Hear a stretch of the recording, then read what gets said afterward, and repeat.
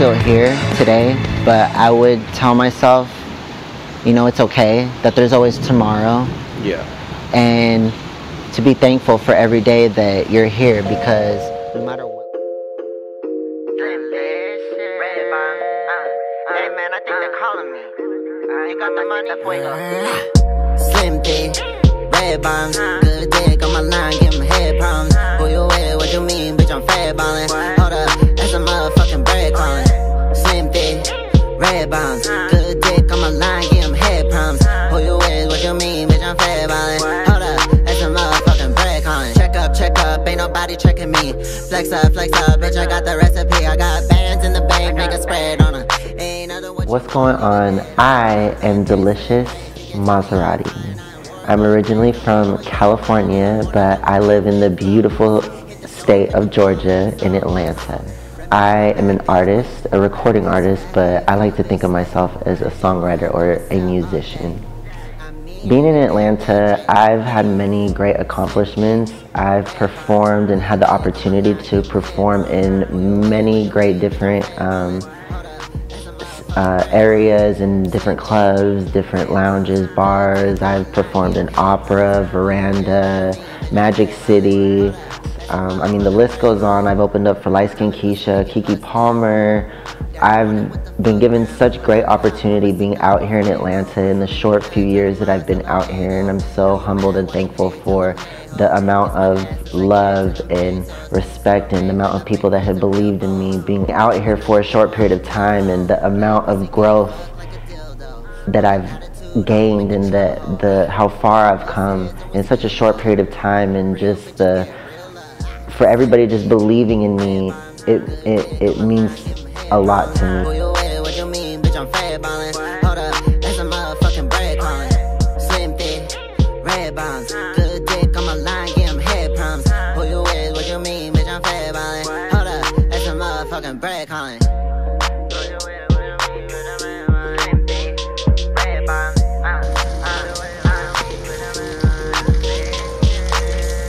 So today I'm meeting my brother Sharad, one of the very first people to befriend me being out here in Atlanta. We've known each other for a while now.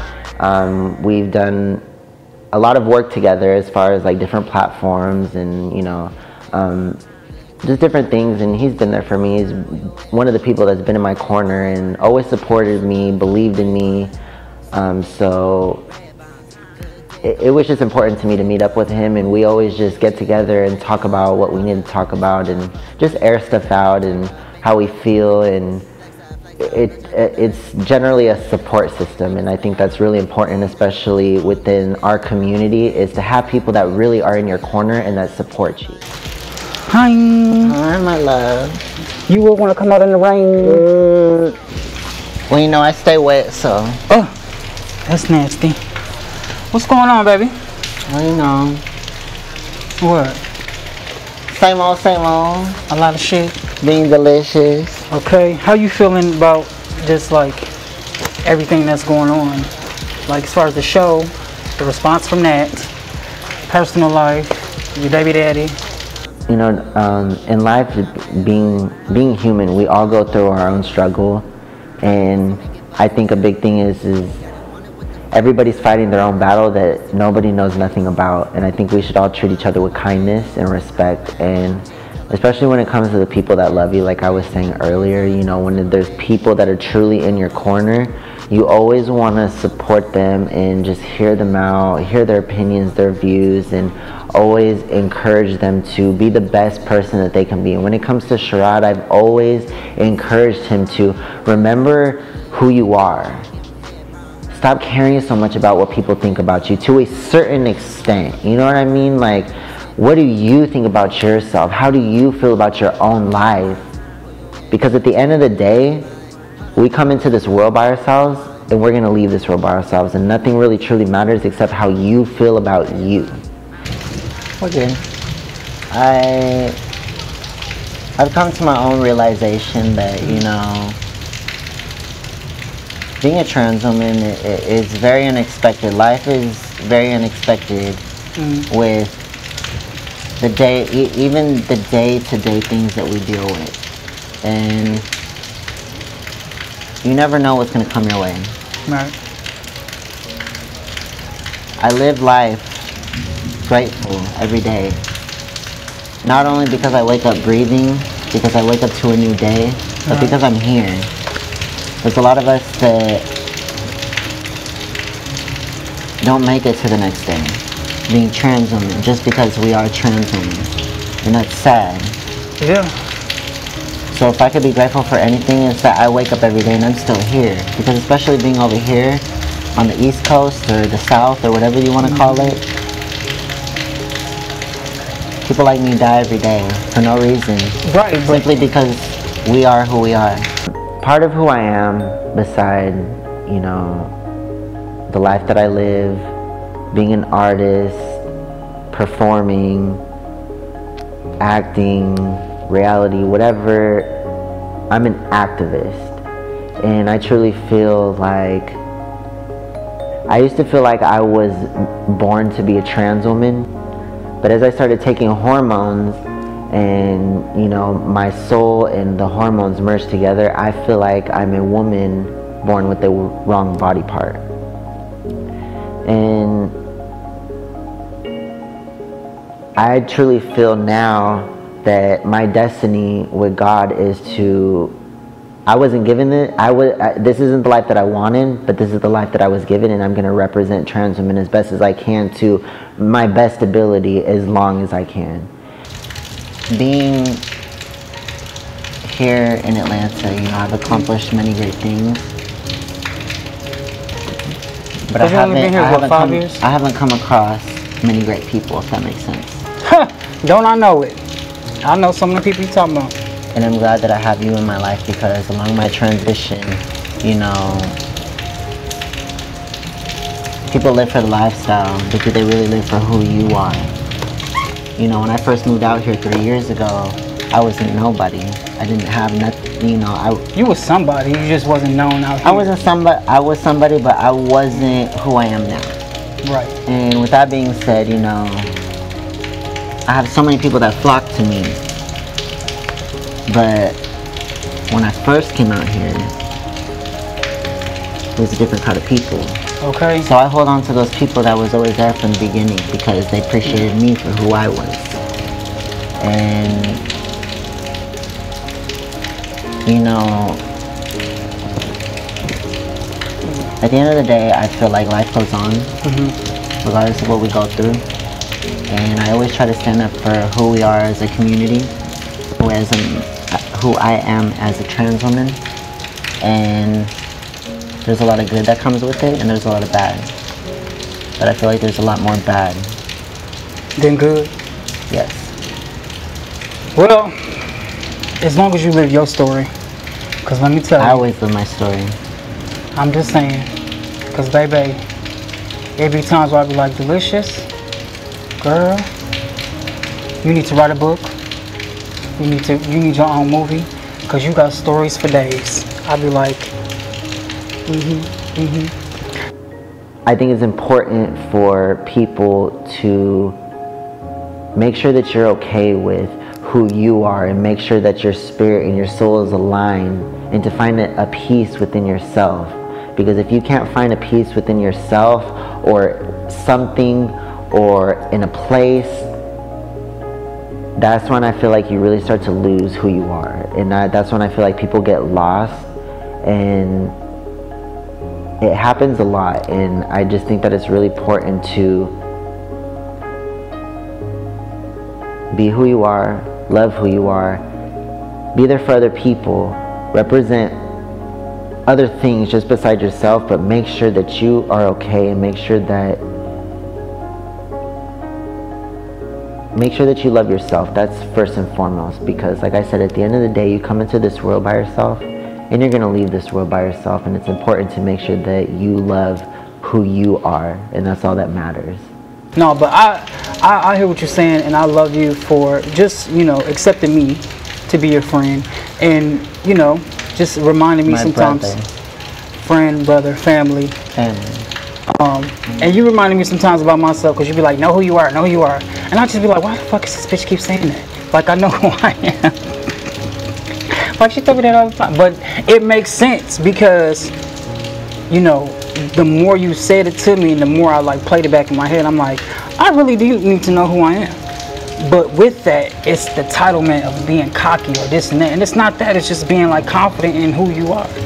And when most people see me on the gram or da-da-da, or even see you, they be like, okay, they got the most confidence, they bad as fuck, they know, da-da-da. But sometimes, like, they don't know, like, it be hard, you know what I'm saying? It really be hard. Like I was telling you, I just went on a date with a nigga. I ain't been on a date since, I don't know how long. And look what happened.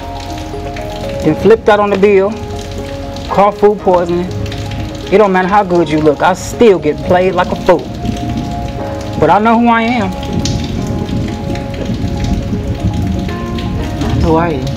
I'm Sherrod Antoine, baby. You know what I'm saying? Period. No, but I'm also glad to have you on the show too, because, you know, even though, wait, did you tell me you was trying out, or did I find out? What? That you was on G status. I mean, you were...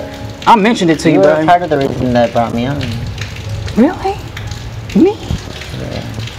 Well, I'm glad you're on there because,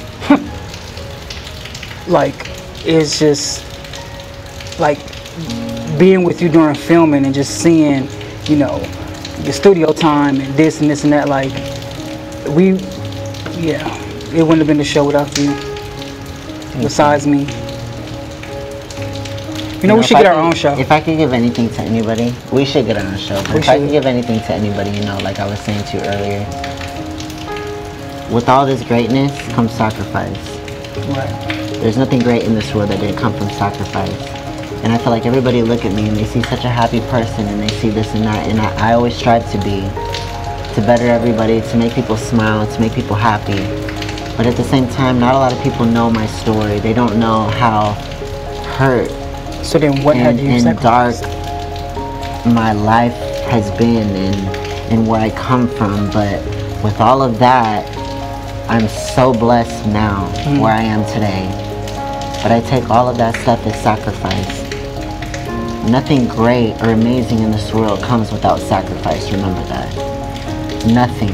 Because coming into this, I thought it was going to be one thing, and this platform is not a good platform. Expect from me from this season is just realness, period. Like, I'm a realized bitch, no matter what the situation is. Now, you're gonna hear my music, you're gonna see me get into some things. At one point, music was all that I had, but professionally, I started when I came here to Atlanta. That's why I came here. For them to make me out to be that the way that they've tried to, I'm glad that I've built and had the respect of the community and certain people that sit on top of the community before I jumped into this, because they know who I was and they're like, that's not who you are. And you know, it just,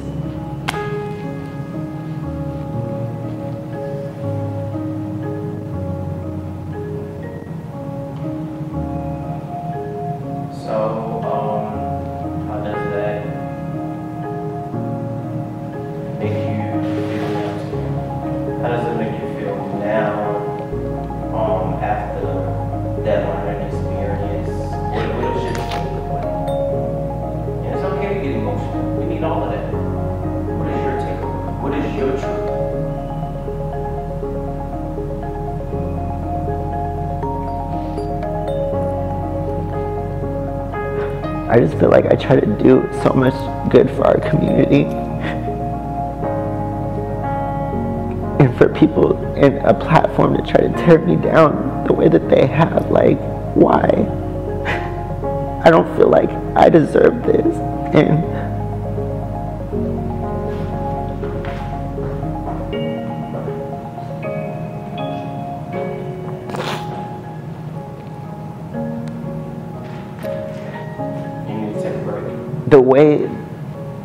the way that this platform has made me to be is definitely not who I am. And I'm glad that I'm a strong enough person to handle what they've thrown my way, and and I'll definitely get through it. It just, you know, it was really so far out of left field, and it was definitely a learning experience. It was a growing experience, and it definitely made me more cautious and knowledgeable about the way I carry myself, and the way well, not necessarily the way I carry myself, but the way I want to perceive myself on certain things, and especially when it comes to reality TV. You know, be careful what you say around cameras, and what you know, what you do, because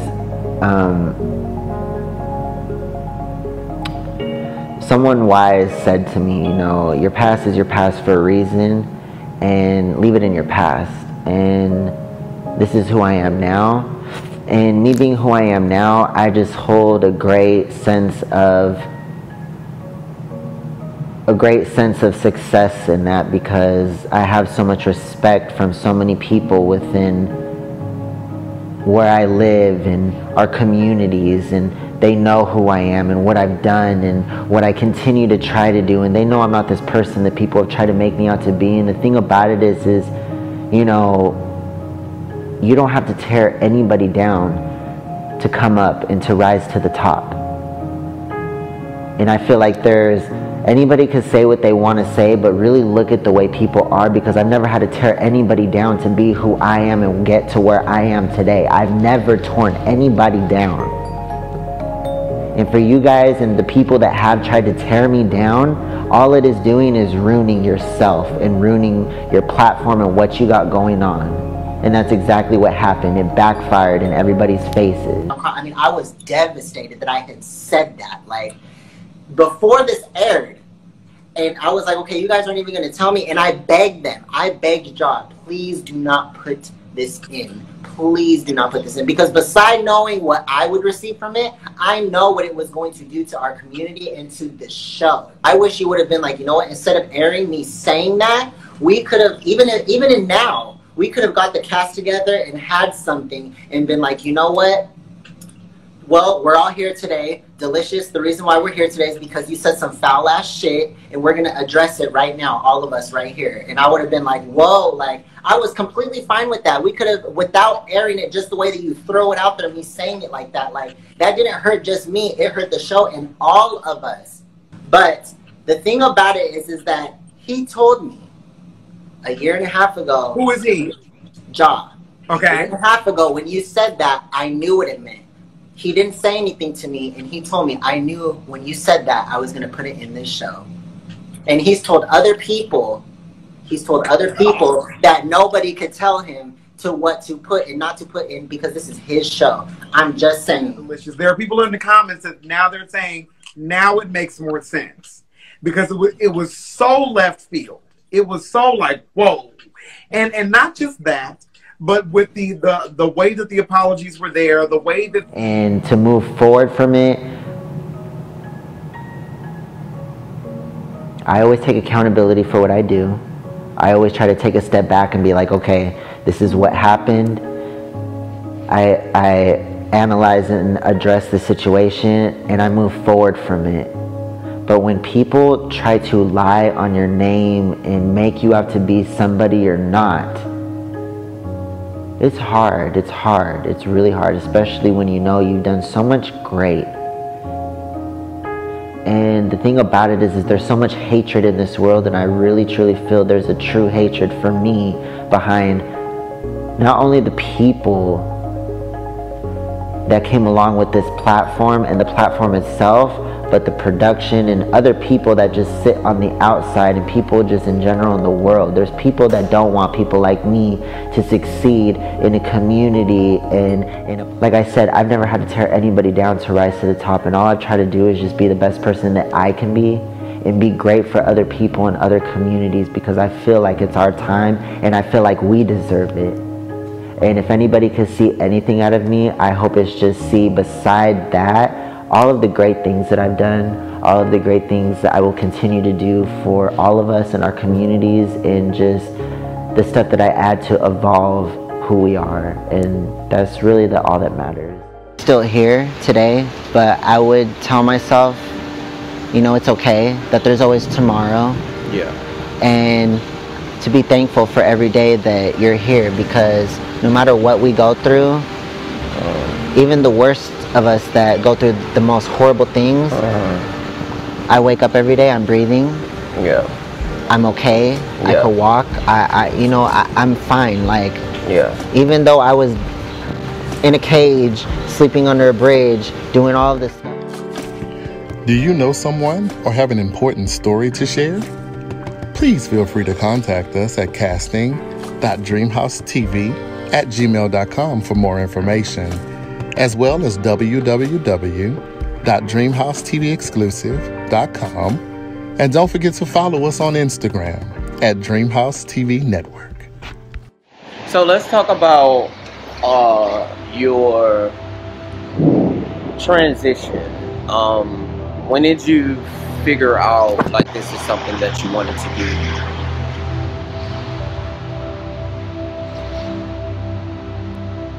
I knew I already had been doing drag for a long time, so I already kind of created Delishous. Right. But the turning point for me was because before I started doing like music, really like chasing it out here, I was performing, I was on stage, I was, you know, I have a lot of other backgrounds that I did besides just being a music artist. Yeah. And when I was doing drag, I would perform and do perform at all these places. But when I came home one day, I took off my makeup, and when I took it off, I saw the boy me, and I cried. I just remember crying my eyes out, and in that moment I knew. I said, this isn't it. I want more. I want to be able to take off my makeup and still be Delishous, if that makes sense. You know what I mean? And I'm betrothed, I guess, if you can say. The relationship that I have is quite complex.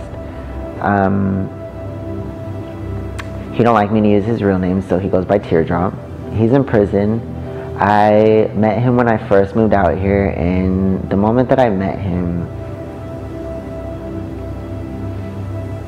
he's everything that I could have ever wanted in somebody. And I think not only for trans women, but for everybody, like, I think that's all that we've ever wanted, was to just have that one person, like, honestly, whether if it works out or not, just to experience that one person that is just everything you've ever wanted in somebody.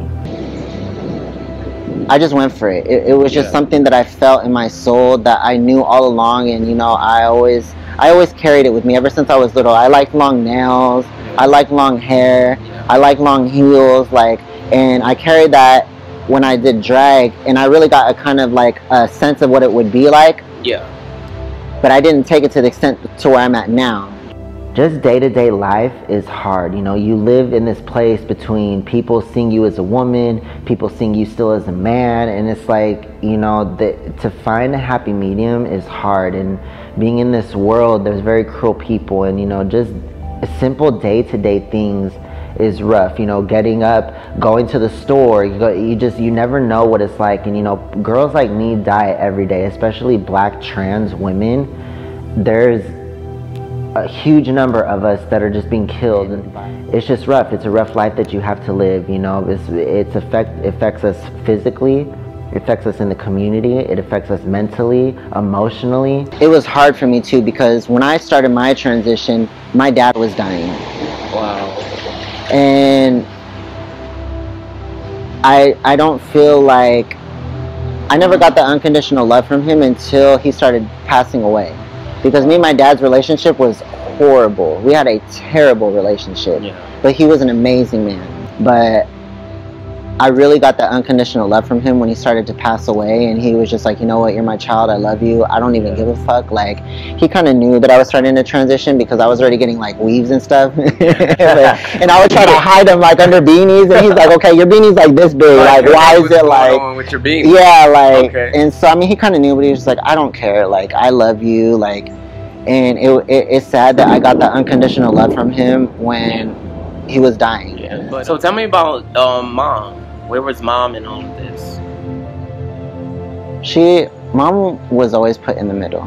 But I have to say, like, my mother is the most amazing thing in my life. She's always supported me unconditionally, even when she was put in the middle of me and my dad, which it was a lot. And I feel bad for that.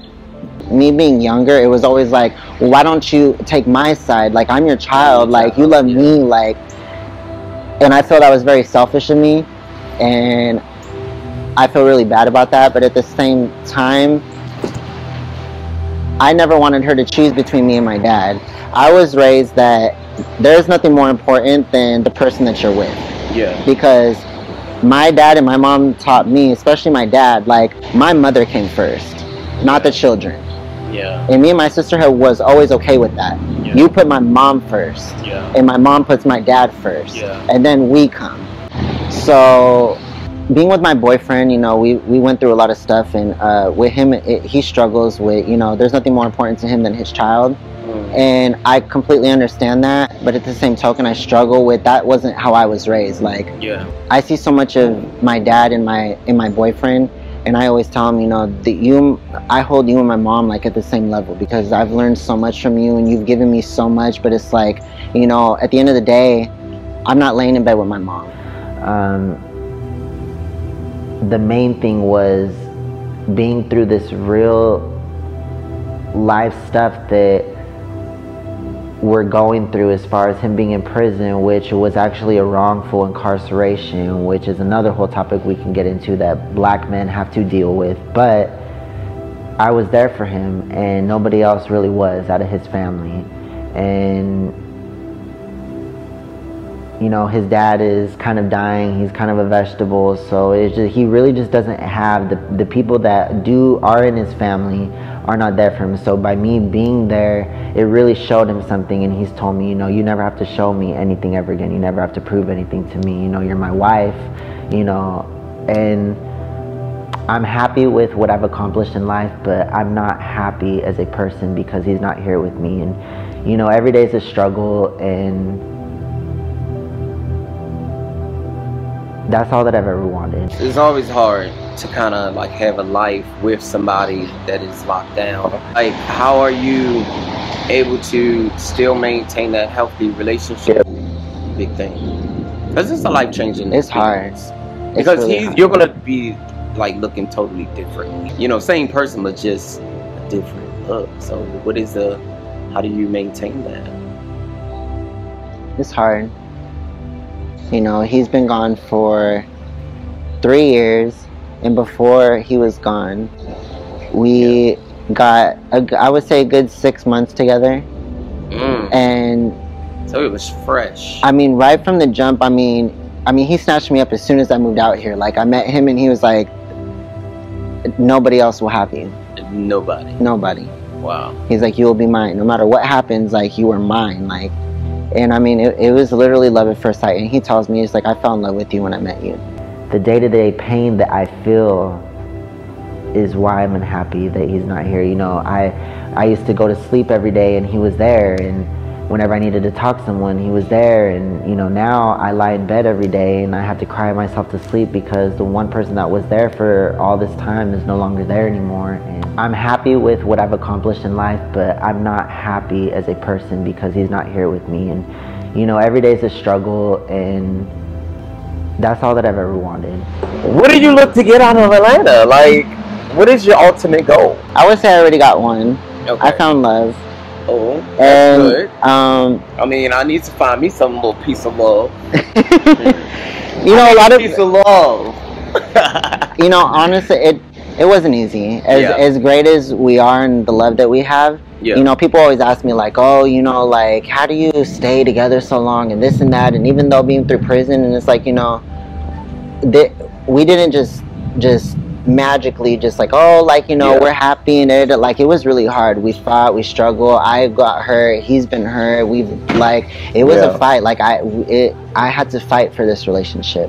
But you know, they say, like, if you know, if something's worth fighting for, you're gonna fight for it. Kind of moving forward from that, when I was 14, I got kicked out. My parents found out that, you know, I was in the alternative lifestyle, I was gay. And I got kicked out.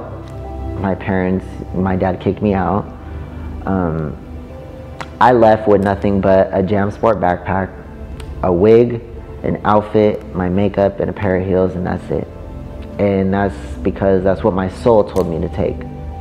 It was really hard. I mean, just down to simple things like washing my clothes. Like, I only had one pair of clothes, the clothes that I had on my back and the clothes that I took with my backpack. So when that came about, you know, I found a little bucket, and I would fill the bucket up with a spigot and the soap that I stole from the store, fill it up, and I take my clothes off and I wash them, and, you know, whatever. And, you know, California for the most part is sunny. You know, I try to make the most out of whatever situation I was in. And the very last day that I spent there, I remember it was started to rain, and it was heavily raining, and I remember sleeping on the bleachers, and I slept on the part where your feet go and where your ass sits.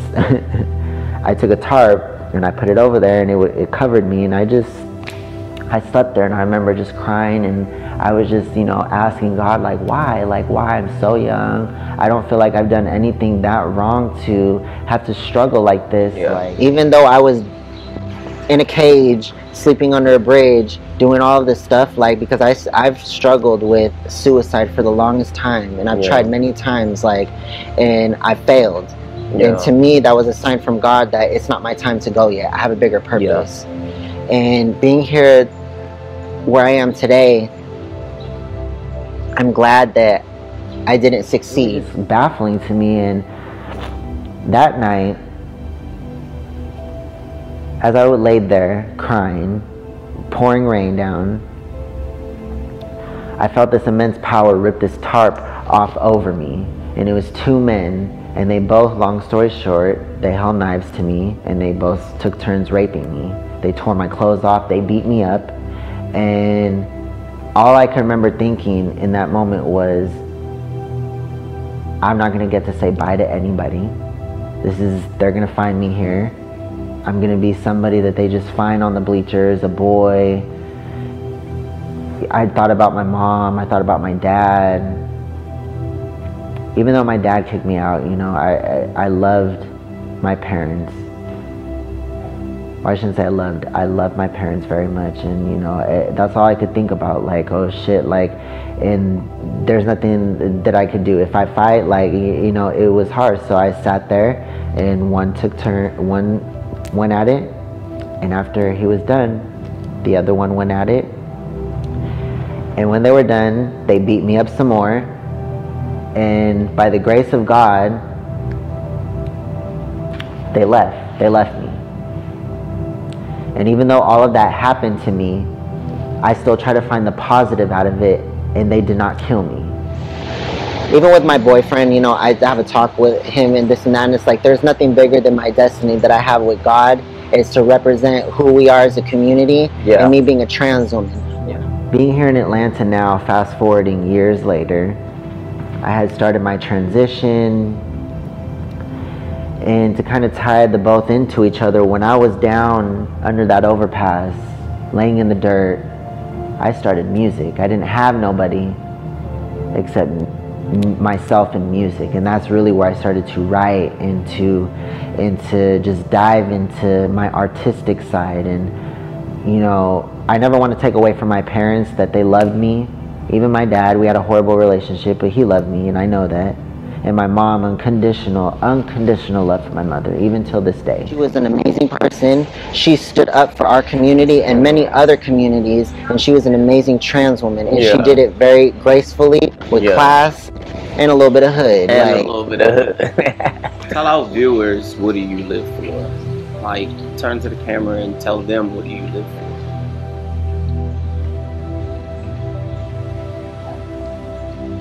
I feel like first and foremost, I live for our community. I live for the viewers and the fans, and I live for everybody that wants to make a change in this world. I live for the people that aspire to be the greatest them that they can be. I live for the communities that I live in. I live for us as an LGBT community. I live for trans women. I live for my brothers. I live for my family. I live for all the people that support us and everything that's good in this world. And most importantly, I live for myself. Because without me, I could not do the things that I have done. And it all ties back into love who you are. Nothing else matters. Nothing.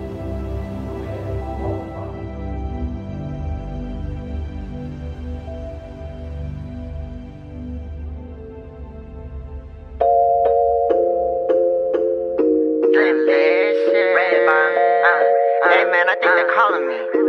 You got the money for you. Slim D, red bombs, good dick on my line, give my head problems. Who you with? What you mean, bitch? I'm fat ballin'. Hold up, that's a motherfucking bread calling. Slim D, red bombs, good dick on my line, give him head problems. Who you with? What you mean, bitch? I'm fat ballin'. Hold up, that's a motherfucking bread calling. Check up, ain't nobody checking me. Flex up, bitch, I got the recipe. I got bands in the bank, make a spread on. I was trying to show out. It's different when I do it though. I am gonna be watching P-Valley tomorrow though. You guys that try to be all like, oh, I'm hood and hard. Like, no, I was really like, You was out there. I was. You need your own movie, cause you got stories for days. I'll be like, I'm so excited to share everything of myself with you guys and just continuing to be the best person that I could be. And yeah, so stay tuned. Yeah, that's a